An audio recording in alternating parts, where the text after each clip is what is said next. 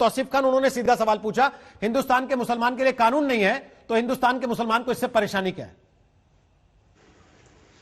नहीं, कानून तो है, वरना सुप्रीम कोर्ट तो केस को एडमिट ही नहीं करती, नोटिस ही नहीं इशू करती, सरकार से जवाब ही नहीं मांगती।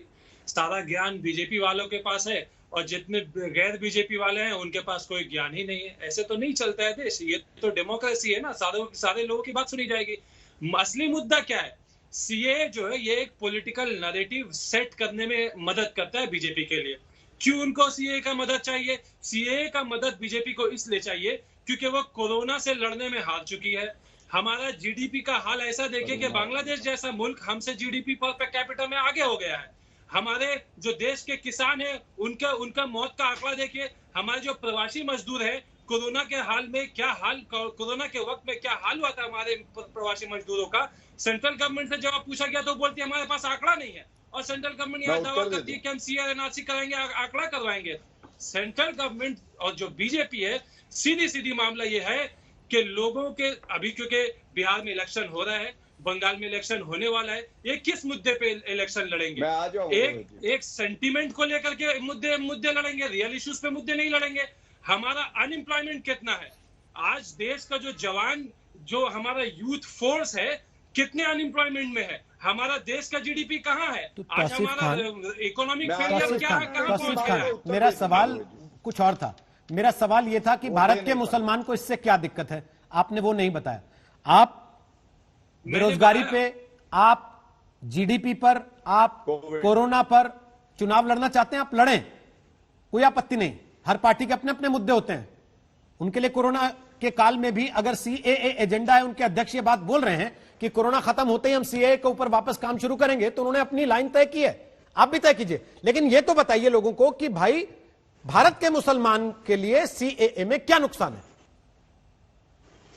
देखिए, सीएए में नुकसान है या नहीं है, ये हम लोग बहुत लंबा बहस कर चुके हैं। अरे सर, मैं अभी पूछ रहा हूं आपसे, 6 महीने के बाद ये चर्चा शुरू हुई है वापस, तो जो लोग आपको आज देख रहे हैं वापस, वो भूल गए 6 महीने में, उनको बता दीजिए भारत के मुसलमान को नागरिकता संशोधन कानून से क्या नुकसान है?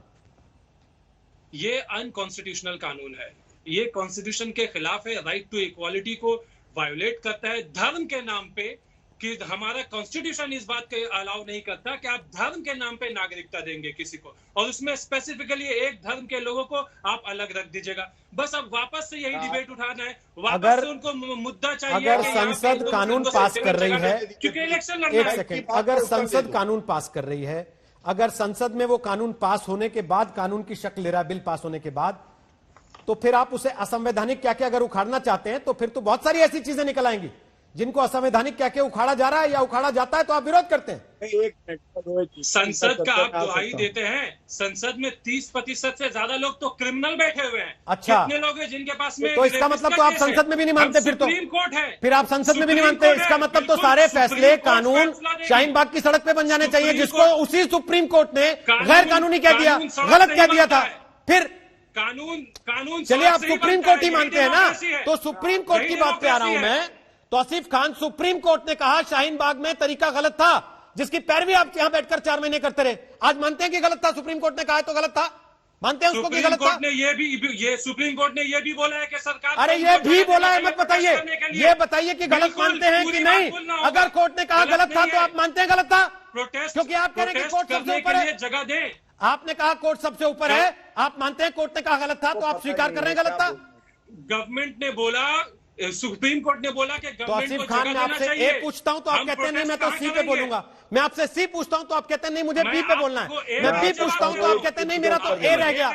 तो तौसीफ खान, इससे ये पता लगता है, इससे ये पता लगता है सर, इससे ये पता लगता है कि आप भी केवल विरोध के लिए विरोध कर रहे हैं। आप देश के मुसलमान को ये तो बता नहीं पा रहे कि उसका नुकसान क्या है इसके अंदर। गौरव भाटिया, अब बोलिए, आप बहुत देर से बेचैन हैं बोलने के लिए। उसके बाद सुशील पंडित मुस्कुरा रहे थे, उनके पास चलेंगे, और तस्लीम अहमद रहमानी के पास। बोलिए गौरव भाटिया।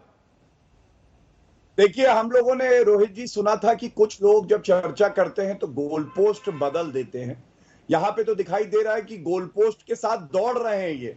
आप एक प्रश्न पूछेंगे तो कोविड पे चले जाएंगे, कोविड पे कुछ कहेंगे, अच्छा, तो ये एम्प्लॉयमेंट पे आ गए। इनको चुप कराइए, इनको चुप कराइए। पहले तो देखिए, थोड़ी सी सभ्यता बहुत जरूरी है।